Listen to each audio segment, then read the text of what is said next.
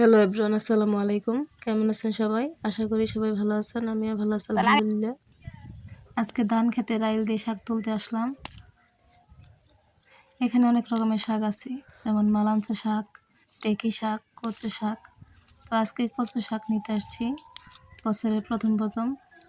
এই কচুগুলো নতুন হয়েছে, তারপরে হবে অনেক বড় বড়। কিন্তু নতুন কচু খাওয়ার মজাই আলাদা। এইগুলো দেখেন ব্যাঙের পোনা। ওই যে দেখেন অনেকগুলো ঢেঁকি শাক দেখা যায়। তো আমরা ঢেঁকি শাক নেব না, মালাঞ্চা শাকও নেব না, কচু শাকগুলো নেব।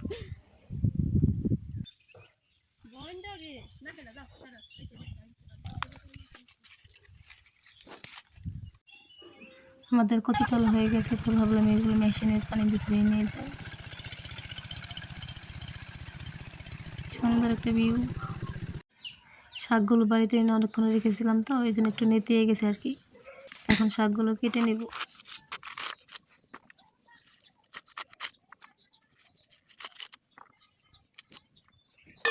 কাটা হয়ে গেছে, আমি আর পাতা ফেলিনি, সবগুলো নিয়ে নিয়েছি। এখন এগুলো ধুয়ে নিব।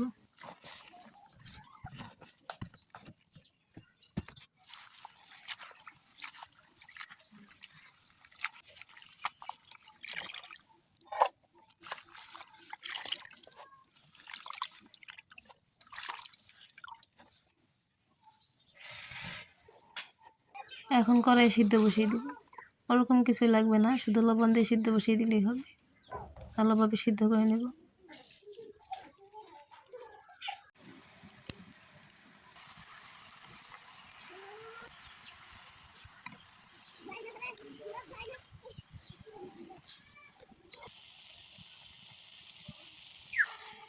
এখন ভাজা কাঠি দিয়ে ভালোভাবে ম্যাশ করে নেব এগুলোকে। হয়ে গেছে। এখন কড়াই দিয়ে দিব সরিষার তেল, দিয়ে দিব রসুন কুচি, আরও দেবো পেঁয়াজ কুচি, আর অল্প পরিমাণে কাঁচামরিচ কুচি। ব্যাস এগুলোকে নাড়াচাড়া করে কচু শাক দিয়ে ভালোভাবে নেড়ে চেড়ে মিশিয়ে অল্প কিছুক্ষণ রান্না করে নিলেই হয়ে যাবে আমাদের কচু শাক।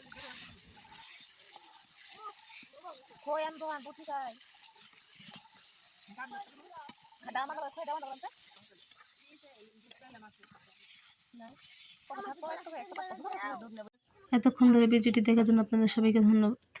ভিডিওতে একটি লাইক এবং সাবস্ক্রাইব করবেন।